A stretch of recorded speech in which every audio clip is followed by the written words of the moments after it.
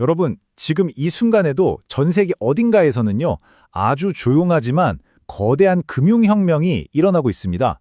오늘 우리가 함께 살펴볼 이야기는 바로 돈의 미래가 우리가 모르는 사이에 어떻게 바뀌고 있는지에 대한 겁니다. 자, 화면에 보이는 이 숫자 97.4%. 이게 대체 뭘 의미하는 숫자일까요? 혹시 어떤 기술의 발전 속도? 아니면 선거 득표율 같은 걸까요? 놀랍게도 말이죠. 이건 알제리라는 나라에서 1 디지털 달러를 사기 위해 공식 환율보다 추가로 내야 하는 웃돈입니다. 프리미엄인 거죠. 거의 2배에 달하는 돈을 더 주고 디지털 달러를 산다는 건데 도대체 왜 이런 일이 벌어지고 있는 걸까요? 오늘 이야기는 바로 이 미스터리에서 출발합니다. 이 엄청난 프리미엄을 이해하려면 먼저 사람들이 왜 이런 선택을 할 수밖에 없는지 그 배경부터 알아봐야겠죠. 자, 첫 번째 이야기로 들어가 보시죠. 문제는 바로 이 두 가지가 합쳐졌을 때 생깁니다. 내 돈의 가치는 매일같이 휴지 조각이 되어 가는데 정부는 안 돼, 달러로 바꿀 수 없어 하고 문을 꽉 잠가버리는 거죠. 그럼 사람들은 어떻게든 자신의 자산을 지키기 위해서 필사적으로 다른 방법을 찾을 수밖에 없게 되는 겁니다. 그리고 이건 알제리만의 얘기가 아닙니다. 이 그래프를 좀 보세요.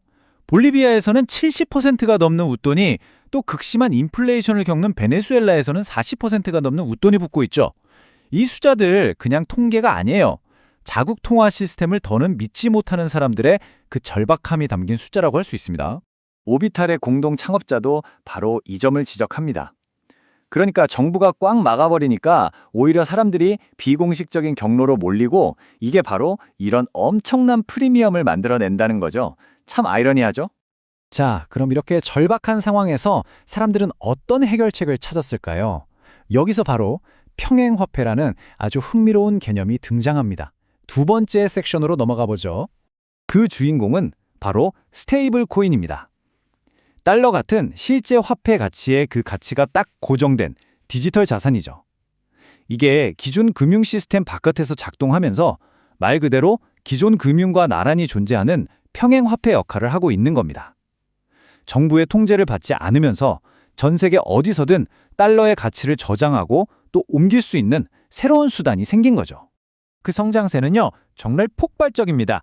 1만 달러 미만의 소액 스테이블 코인 거래 건수가요, 한 해에만 무려 10배가 늘어서 3억 건에서 32억 건으로 뛰어올랐습니다.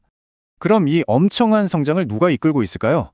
무슨 월스트리트의 거대 기관들? 아니에요. 바로 신흥시장의 평범한 개인 사용자들. 자신의 저축을 지키려는 소상공인, 해외 가족에게 돈을 보내려는 사람들. 바로 이런 노미즈라고 불리는 일반인들이 이 혁명의 진짜 주인공입니다. 아니 근데 이게 어떻게 가능하냐고요? 비결은 바로 수수료에 있습니다. BNB 체인 같은 블록체인 네트워크 덕분인데요. 여기서 평균 거래 수수료가 단 5센트, 우리 돈으로 70원도 안 되는 거죠. 이러니 누구나 부담 없이 디지털 달러를 주고받을 수 있는 환경이 만들어진 겁니다. 자, 이렇게 개인들의 작은 필요에서 시작된 움직임이 이제는 글로벌 금융 시스템 전체를 흔드는 거대한 파도가 되고 있습니다. 시야를 좀 더 넓혀볼까요?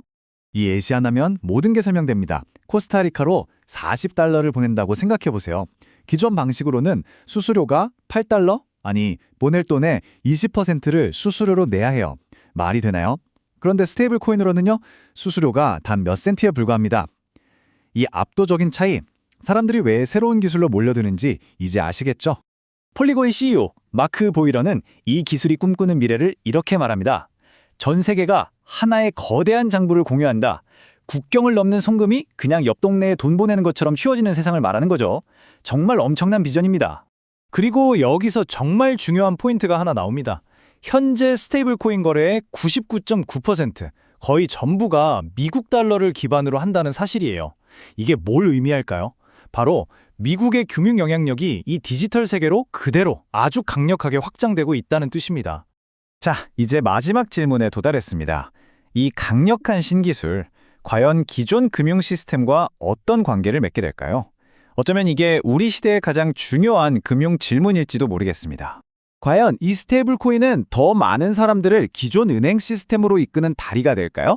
아니면 은행이라는 존재 자체가 필요 없는 완전히 독립적인 평행 금융 시스템으로 성장하게 될까요? 그 답은 앞으로 각국 정부가 어떻게 움직이느냐, 또 기술이 어떻게 발전하느냐에 달려 있겠죠? 하지만 한 가지는 분명합니다. 우리는 지금 돈의 역사에서 가장 거대한 변화가 시작되는 그 순간을 목격하고 있다는 사실입니다.